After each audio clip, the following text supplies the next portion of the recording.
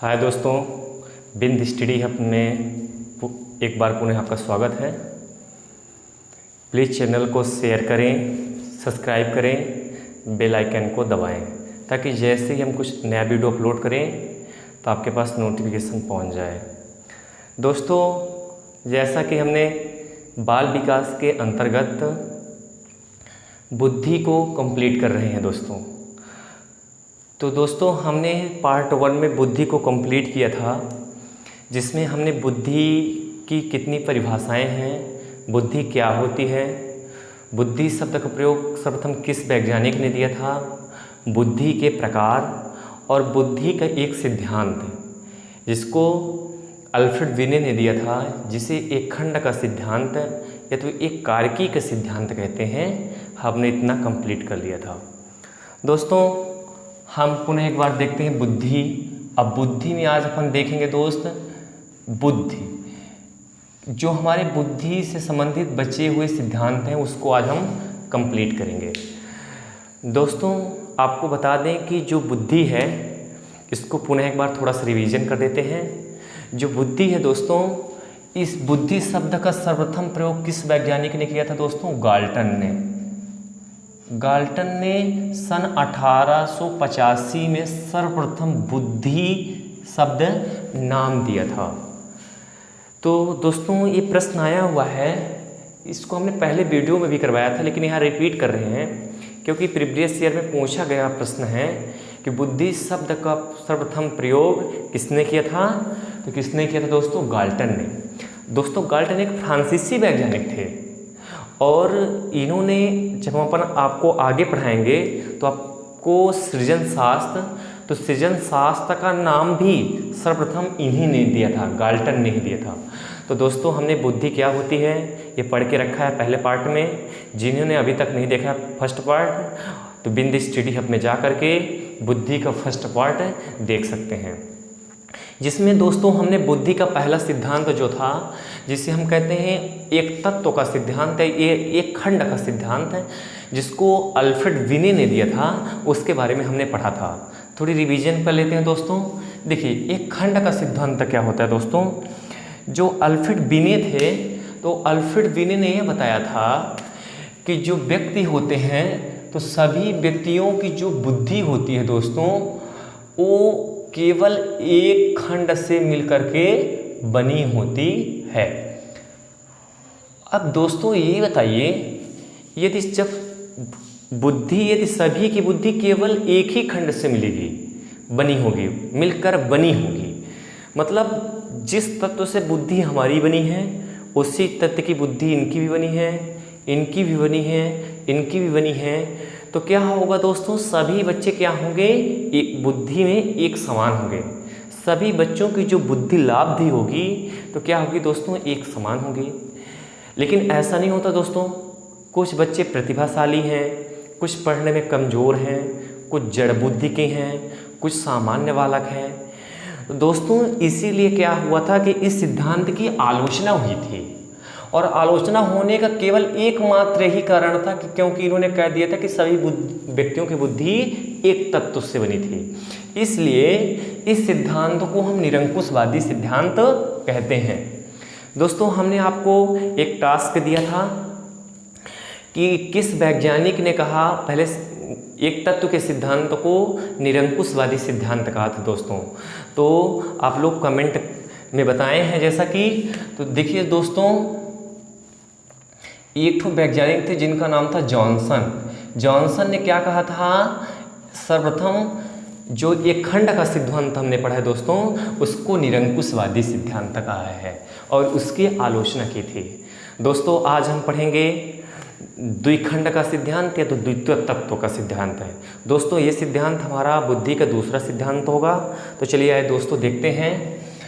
तो दोस्तों, इस दूसरा सिद्धांत देख लेते हैं। तो दूसरा सिद्धांत को हम क्या बोलते हैं दोस्तों?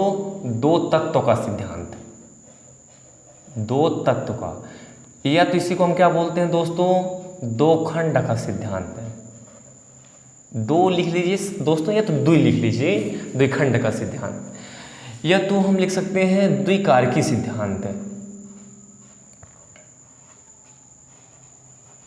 द्विकारकी सिद्धांत। अब दोस्तों देखते हैं कि सिद्धांत है क्या। अब दोस्तों इस सिद्धांत का प्रतिपादन किसने किया था दोस्तों? ये प्रश्न यहीं से बन सकता है कि बुद्धि में द्विखंड का सिद्धांत या तो द्वितत्व का सिद्धांत का प्रतिपादन किसने किया था? तो दोस्तों इस सिद्धांत का प्रतिपादन स्पीयरमैन ने दिया था।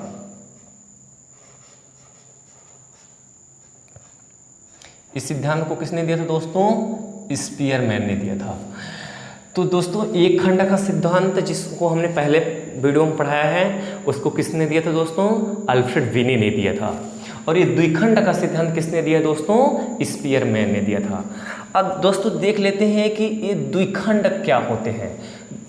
तो दोस्तों स्पीयरमैन ने ये बताया कि जो व्यक्ति होते हैं, तो जो व्यक्ति की बुद्धि होती है वो दो तत्वों से मिलकर के बनी होती है। देखिए ये अपने नाम से ही प्रसिद्ध है, द्वितत्व या तो द्विखंड। तो उन्होंने क्या बताया स्पीयरमैन ने कि जो व्यक्ति की जो बुद्धि होती है तो वो दो तत्व या तो दो खंड या तो दो कारक से मिलकर के बनी होती है। तो स्पीयरमैन ने कितने कारक बताए हैं? दो कारक बताए हैं कि जो बुद्धि होती है तो दो कारक से मिलकर के बनी होती है। देखते हैं दोस्तों वो दोनों कारक कौन कौन से हैं। तो दोस्तों पहला नंबर कारक है जिसको हम बोलते हैं सामान्य कारक। सामान्य कारक दोस्तों इसको हम बोल सकते हैं जीएफ यानी जनरल फैक्टर। दोस्तों जीएफ को गर्लफ्रेंड मत समझिएगा, ये जीएफ का मतलब होता है जनरल फैक्टर होता है। अब दोस्तों दूसरा तत्व किसने दिया? इन्होंने बताया था विशिष्ट कारक। विशिष्ट कारक एसएफ, अपन इसको क्या बोल सकते हैं? SF special factor. अब देखो दोस्तों स्पीयरमैन ने बताया था कि जो व्यक्ति की बुद्धि होती है तो दो तत्वों से मिलकर के बनी होती है। पहला तत्व को उसने क्या किया था? सामान्य कारक बोला था। और दूसरे तत्व को क्या बोला था उन्होंने? विशिष्ट कारक बोला था। मतलब ये जो बुद्धि है तो ये प्रमुख रूप से दो तत्वों से मिलकर के बनी होती है। और ये पहले तत्व का नाम क्या दिया था उन्होंने दोस्तों? सामान्य कारक। और दूसरे तत्व को उन्होंने क्या दिया था दोस्तों? विशिष्ट कारक। अब देखिए दोस्तों जो सामान्य कारक होते हैं तो कुछ बहुत मात्रा में है। अगर हम बोले तो हम इसको बोल सकते हैं कि जन्मजात भी बोल सकते हैं। लेकिन जो विशिष्ट कारक है दोस्तों तो ये किसके थ्रू आते हैं? ये हमारे सामान्य कारक के ही थ्रू आएंगे। जैसे दोस्तों फॉर एक एग्जाम्पल हम देख सकते हैं कि क्रिकेट का एग्जाम्पल ले लेते हैं क्योंकि क्रिकेट हमको भी बहुत पसंद है। तो जैसे दोस्तों क्या है कि एक खिलाड़ी है क्रिकेट में, उसको बॉलिंग करने आती है। क्या आ रही है उसको दोस्तों? बॉलिंग करने आ रही है। लेकिन कुछ दिनों के बाद उसको क्या होता है दोस्तों? बैटिंग करना भी आ जाता है। तो देखिए यहाँ पे सामान्य कारक क्या था दोस्तों कि उसको केवल बॉलिंग करने आ रही थी। लेकिन बॉलिंग करते करते क्या करता है दोस्तों? वो बैटिंग करना भी क्या कर लेता है? सीख जाता है। तो देखिए बैटिंग करना क्या है उसका? विशिष्ट कारक है। तो दोस्तों यहाँ पर आप एक चीज देख रहे हैं कि जो सामान्य कारक से विशिष्ट कारक बन रहे हैं। तो मतलब जो विशिष्ट कारक होते हैं वो सामान्य कारकों के अनुसार होते हैं। जैसे हमको बॉलिंग हम कर रहे थे क्रिकेट में, लेकिन बॉलिंग करते करते हमने क्या सीख ली? बैटिंग करना सीख ली। तो बॉलिंग करना हमारा क्या हो जाएगा? वो सामान्य कारक हो जाएगा। लेकिन हम बॉलिंग करते करते बैटिंग सीख लिए तो बैटिंग हमारा दोस्तों क्या हो जाएगा? विशिष्ट कारक हो जाएगा।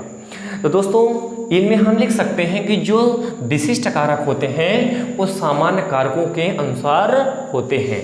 दोस्तों आप भी वीडियो को पुश करके एग्जाम्पल लिख सकते हैं और आपको अच्छी तरह समझ में आया होगा। जैसे दोस्तों इसके बहुत सारे एग्जाम्पल ले लेते हैं। जैसे दोस्तों हम साइकिल चलाते हैं, साइकिल हमसे आती है, लेकिन साइकिल चलाते चलाते हम क्या कर लिए दोस्तों? मोटरसाइकिल भी चलाना सीख लिए। तो क्या है? वो हमारा सामान्य कारक है। लेकिन हम मोटरसाइकिल चलाना सीख लिए दोस्तों तो हमारा क्या हो जाएगा दोस्तों? विशिष्ट कारक हो जाएगा दोस्तों। ये दोस्तों ऐसे ही एग्जाम्पल हम अधिगम स्थानांतरण में भी लेंगे, लेकिन ये अधिगम स्थानांतरण नहीं है। तो यहाँ पर दोस्तों हम लिख सकते हैं कि जो विशिष्ट कारक होते हैं वो सामान्य कारक के अनुसार होते हैं। अब दोस्तों आप समझ गए होंगे सामान्य कारक क्या होता है और विशिष्ट कारक क्या होता है। तो दोस्तों यहाँ लिख सकते हैं कि विशिष्ट कारक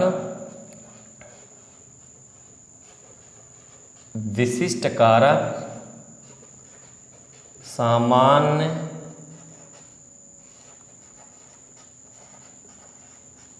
कारकों के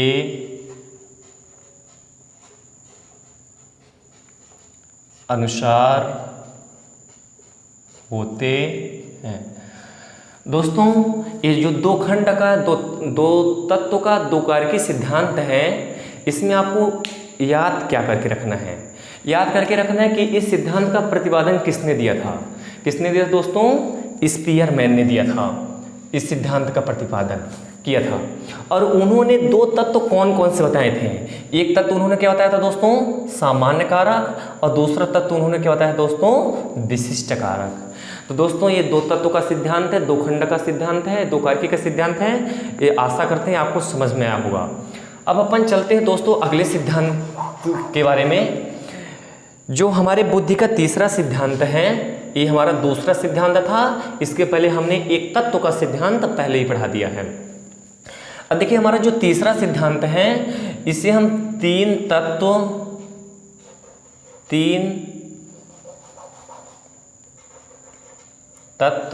या तो हम तीन कारकी सिद्धांत कहते हैं, या तो त्रिकारकी लिख लीजिए, तीन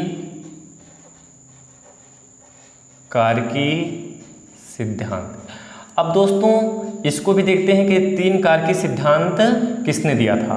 तो दोस्तों तीन कारकी सिद्धांत भी किसने दिया था दोस्तों? स्पीयरमैन ने दिया था। अब देखिए दोस्तों स्पीयरमैन को आप बिल्कुल बुद्धि में रट करके रखेंगे, क्योंकि उन्होंने बुद्धि की परिभाषा भी बताई है। स्पीयरमैन ने बुद्धि की परिभाषा क्या बताई दोस्तों? कि अमूर्त चिंतन करने की योग्यता ही क्या है? बुद्धि है। ये कितने लोगों ने कहा था दोस्तों कि अमूर्त चिंतन करने की योग्यता बुद्धि है? ये हमने आपको पहले वीडियो में बता के रखा है। जैसे स्पीयरमैन ने कहा था, फ्रीमैन ने कहा था, टर्मन ने कहा था और अल्फ्रेड बिने ने कहा था कि अमूर्त चिंतन करने की योग्यता क्या होती है? बुद्धि होती है। अब दोस्तों इस सिद्धांत के बारे में चलते हैं। इस सिद्धांत हमारा क्या है? तीन कारकी सिद्धांत या तो तीन तत्वों का सिद्धांत इसे हम कह सकते हैं। अब देखिए दोस्तों हमने दो कारकी सिद्धांत पढ़ा, जिसमें क्या होते हैं? सामान्य कारक और क्या होते हैं? विशिष्ट कारक होते हैं। तो जैसे नाम से ही है दोस्तों तीन तत्व या तो तीन कारकी सिद्धांत है, तो इसका मतलब दोस्तों ये है कि जो हमारी, इन्होंने स्पीयरमैन ने अगले सिद्धांत में बताया कि जो हमारी बुद्धि होती है दोस्तों, तो तीन कारकों से मिलकर के बनी होती है। अब दोस्तों देखिएगा ये जो तीन कारक होते कौन कौन से हैं। जैसे सपोज करिए क्या है दोस्तों, ये हमारी मस्तिष्क है, ये हमारी क्या है? बुद्धि है। तो देखिए जो हमारी बुद्धि है दोस्तों, इन्होंने बताया कि जो बुद्धि है तो तीन कारक इसमें हैं। तो पहले कारक को इन्होंने नाम क्या दे दिया दोस्तों? वही सामान्य कारक। दूसरा तत्व इन्होंने दे दिया दोस्तों विशिष्ट कारक,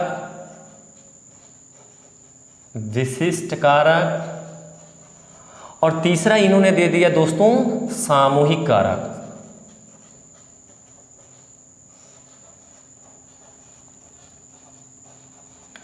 तो दोस्तों स्पीयरमैन ने जो तीन तत्व का सिद्धांत बताया है, उनमें उन्होंने ये बताया कि हमारी जो बुद्धि होती है तो तीन कारकों से मिलकर के बनी होती है दोस्तों। पहला कारक हमारा क्या हो गया दोस्तों? सामान्य कारक। दूसरा हमारा क्या हो जाता है दोस्तों? विशिष्ट कारक। और तीसरा हमारा हो जाता है दोस्तों सामूहिक कारक। अब देखिए दोस्तों सामूहिक कारक होता क्या है। जैसे दोस्तों देखिए इसको एग्जाम समझते हैं, ट्रिक के माध्यम से समझेंगे दोस्तों। जैसे दोस्तों ये हमारा क्या हो गया? सामान्य कारक हो गया, और हमारा ये क्या हो गया दोस्तों? विशिष्ट कारक हो गया। मतलब इसको हम लिख सकते हैं दोस्तों GF, और इसको हम क्या लिख सकते हैं दोस्तों? SF लिख सकते हैं। तो दोस्तों जो GF होता है और SF होता है, general factor and special factor जो होते हैं, तो जो ये सामूहिक कारक होते हैं, तो इन दोनों के मध्य में ये अंतःक्रिया का कार्य करते हैं। तो ये किसने बताया? स्पीयरमैन ने बताया कि जो हमारा सामान्य कारक होते हैं और विशिष्ट कारक होते हैं त्रिखंड सिद्धांत में, तो ये जो हमारा सामूहिक कारक होता है, तो इन दोनों के बीच में दोस्तों सामूहिक क्रिया मतलब अंतर क्रिया का कार्य करता है। इन दोनों के मध्य में क्या करेगा दोस्तों? सामूहिक कारक अंतः क्रिया का कार्य करता है। तो दोस्तों इसको हम लिख सकते हैं कि त्रिन तत्व तथा तीन कारकी सिद्धांत में कि जो जीएफ कारक मतलब आप यहाँ पे लिखेंगे सामान्य कारक और विशिष्ट कारक के मध्य, सामान्य कारक और विशिष्ट कारक के मध्य सामूहिक कारक अंतः क्रिया का कार्य करता है। अंतः क्रिया का कार्य करता है। ये दोस्तों हमारा हो गया बुद्धि का तीसरा सिद्धांत, जिसे तीन तत्व या तीन कारकी सिद्धांत कहते हैं। दोस्तों ये इजी है, आपके समझ में आया होगा। अगर किसी को कहीं भी प्रॉब्लम हो रही है तो कृपया कमेंट बॉक्स में जा कर के कमेंट करें, क्योंकि हम हर रविवार को डाउट क्लास लगा रहे हैं जिसमें हमारी लाइव क्लासेस होती हैं। जिन बच्चों को यदि डाउट है तो हमारे वीडियो के नीचे हमारा कॉन्टैक्ट नंबर भी चलता है, कृपया उस कॉन्टैक्ट नंबर में हमसे कॉन्टैक्ट करने की कोशिश करें। दोस्तों अब अपन आगे पढ़ेंगे बुद्धि का चौथा सिद्धांत। तो देखिए बुद्धि का चौथा सिद्धांत क्या है दोस्तों? बहुकारकी का सिद्धांत है। देखिएगा दोस्तों ये क्या होता है, इसको हम क्या बोलते हैं? बहुकारकी का सिद्धांत। अब देखिए दोस्तों ये बहुत ही अच्छा सिद्धांत है, बहुकारकी का सिद्धांत। देखिए दोस्तों इस सिद्धांत का प्रतिपादन किया था एडवर्ड ली थॉर्नडाइक, यानी हम उसको साधारण भाषा में लिख सकते हैं थॉर्नडाइक। इस सिद्धांत का प्रतिपादन किसने किया था दोस्तों? थॉर्नडाइक ने किया था।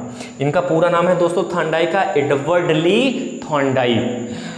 दोस्तों एडवर्ड ली थॉर्नडाइक ने बताया था कि जो हमारी बुद्धि होती है तो बहुत सारे कारकों से मिलकर के बनी होती है, उनकी हम गणना नहीं कर सकते हैं, वो असंख्य होते हैं। देखिए दोस्तों ये सिद्धांत जो है अपने नाम से बहुकारकी, बहु यानी बहुत सारे, कारकी यानी कारक, मतलब ये एडवर्ड ली थॉर्नडाइक ने बताया कि जो हमारी बुद्धि होती है तो बहुत सारे कारकों से मिलकर के बनी होती है। जैसे दोस्तों ये हमारी बुद्धि हो गई, तो बुद्धि में देखिए स्पीयरमैन ने बताया था कि पहले सिद्धांत में दो तत्व से मिलकर के बने हैं, फिर बताया कि तीन तत्व से मिलकर के बने हैं, और आगे चल करके थॉर्नडाइक ने बता दिया कि जो हमारी बुद्धि होती है तो बहुत सारे कारकों से मिलकर के बनी होती है, असंख्य कारक होते हैं। जैसे देखिए ये हम इन कारकों की क्या है? गणना नहीं कर सकते हैं। हमारी बुद्धि असंख्य कारकों से मिलकर के बनी है। इसलिए दोस्तों इस सिद्धांत को हम बालू का सिद्धांत कहते हैं। ऐसा प्रश्न आया हुआ है कि बालू का सिद्धांत का प्रतिपादन किसने किया था? तो किसने किया था दोस्तों? थॉर्नडाइक ने किया था। तो बहुकारकी सिद्धांत को ही हम क्या कहते हैं दोस्तों? बालू का सिद्धांत कहते हैं। कैसे?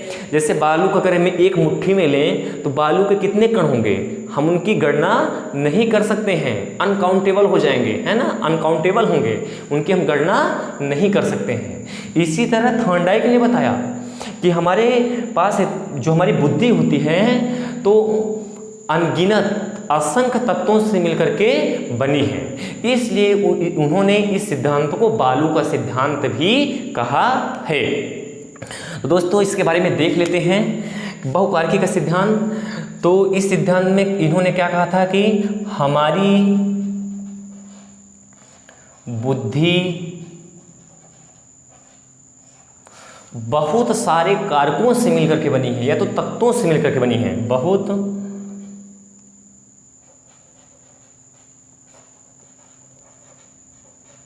सारे तत्वों से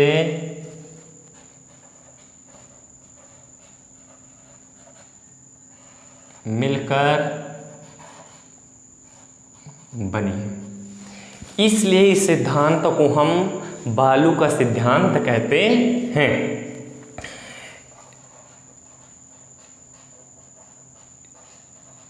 इसलिए इस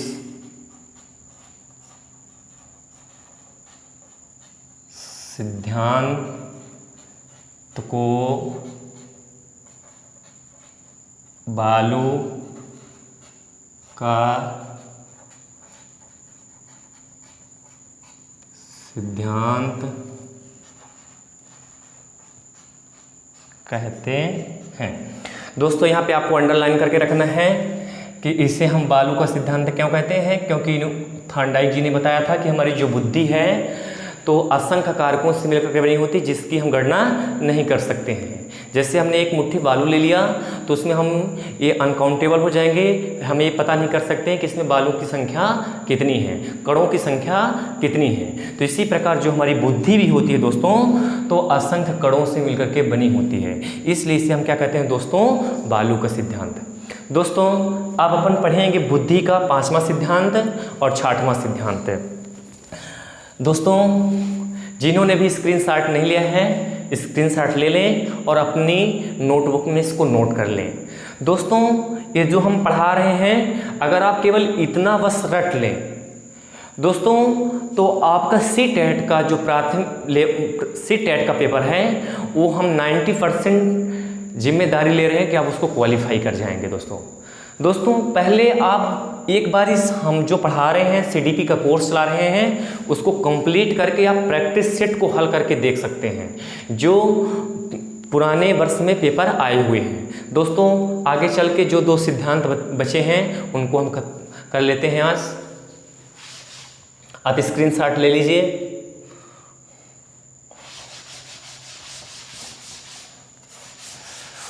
दोस्तों अब हम पढ़ेंगे बुद्धि का जो 5वां सिद्धांत है, जिससे हम समूह कारकी सिद्धांत कहते हैं। तो इस सिद्धांत का प्रतिपादन लुईस थ्रस्टन ने किया था। फिर इसके बाद एक सिद्धांत होगा दोस्तों त्रिविमीय सिद्धांत है, जिस सिद्धांत का प्रतिपादन जेपी गिलफोर्ड साहब ने किया था, उसको देख लेते हैं।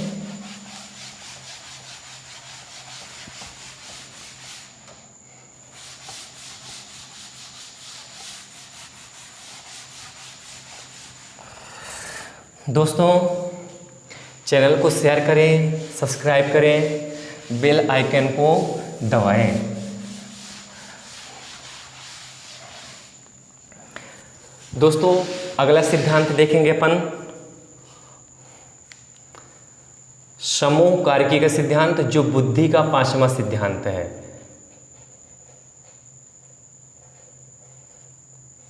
समूह कारकी का सिद्धांत। दोस्तों समूह कारकी का सिद्धांत।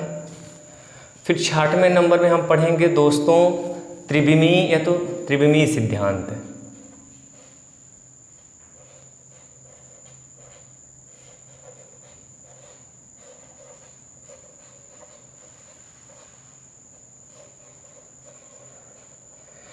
दोस्तों इन दोनों सिद्धांतों के बारे में कुछ विशेष नहीं है,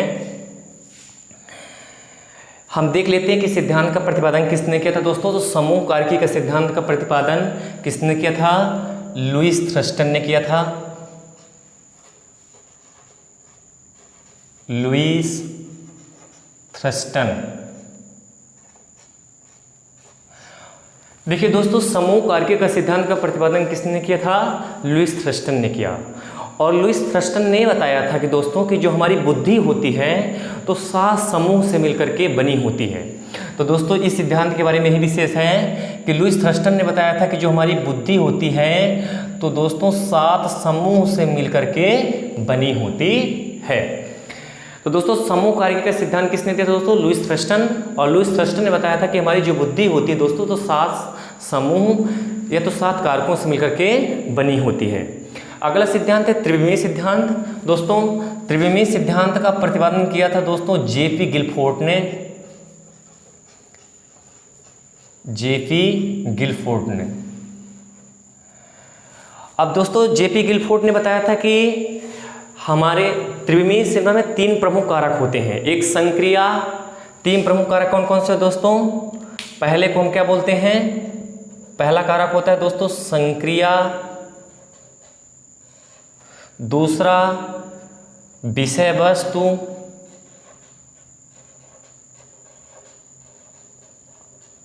तीसरा होता है दोस्तों उत्पाद, जिसको अपन बोल सकते हैं परिणाम। परिणाम अपन बोल दें दोस्तों, चाहे इसको हम क्या बोल दें, उत्पाद बोल दें। तो दोस्तों जेपी गुल्फोर्ड ने त्रिविमीय सिद्धांत दिया था और उन्होंने बताया था कि इसमें 3 कारक होते हैं। पहला नाम दिया था उन्होंने संक्रिया, दूसरा विषय वस्तु और तीसरा दिया था दोस्तों उन्होंने उत्पाद। तो दोस्तों हमने अभी तक में बुद्धि के सिद्धांत में 6 बुद्धि के सिद्धांत पढ़े हैं, जिसमें एक खंड का सिद्धांत, द्विखंड का सिद्धांत, त्रिखंड का सिद्धांत, बहुकारकी का सिद्धांत, समूह कारकी का सिद्धांत और त्रिविमीय सिद्धांत।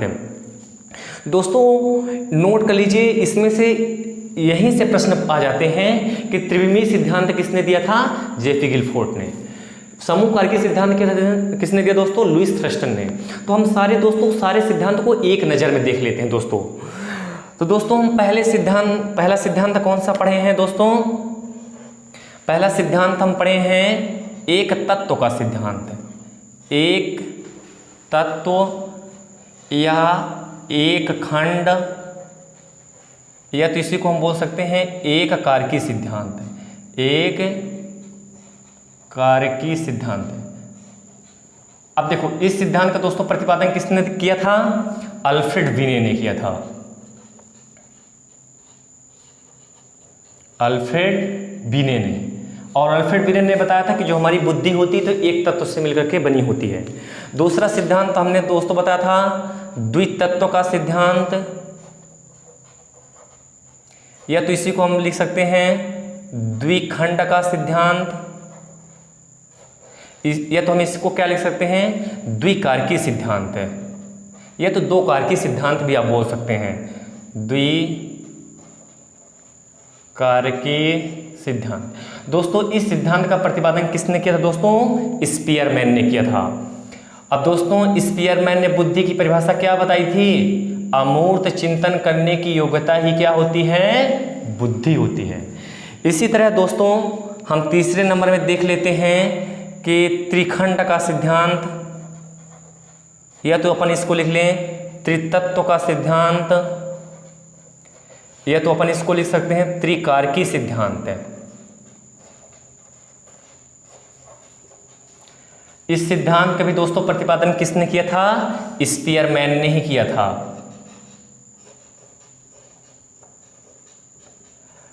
दोस्तों हमने चौथा सिद्धांत पढ़ा है बहुकारकी सिद्धांत।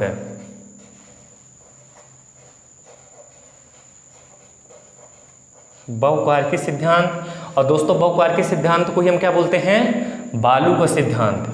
अब दोस्तों इसको हम बालू का सिद्धांत क्या बोलते हैं, हमने पढ़ चुके हैं, क्योंकि हमारी जो बुद्धि होती है असंख्य तत्वों से बनी होती है। जिस तरह बालू को अगर हम एक मुट्ठी उठाएं तो उसमें असंख्य बालू के कण होंगे, इसलिए इस सिद्धांत को हम बालू का सिद्धांत भी कहते हैं। अब दोस्तों बालू का सिद्धांत किसने कहा है, हम पढ़ चुके हैं। इस सिद्धांत का प्रतिपादन थार्नडाइक ने दिया है दोस्तों।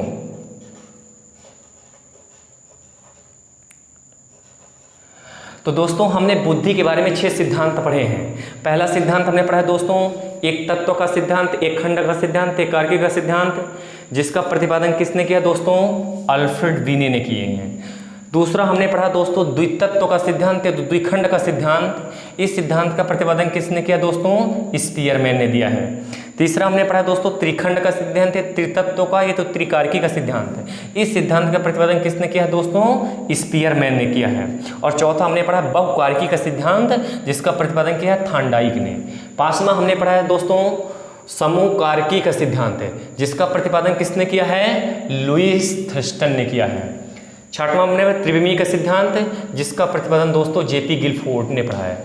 दोस्तों हमने सब आपको यहाँ पे एक में सारे सिद्धांत को लिखवा दिया है। हमने इस सिद्धांत के बारे में डिटेल पढ़ा है और यहाँ पे आपको हमने एक नज़र में लिखवा दिया है। आप इसको नोट डाल करके अपने कॉपी में लास्ट में लिख सकते हैं। अगर आपको वीडियो पसंद आया हो तो चैनल को शेयर करें, सब्सक्राइब करें।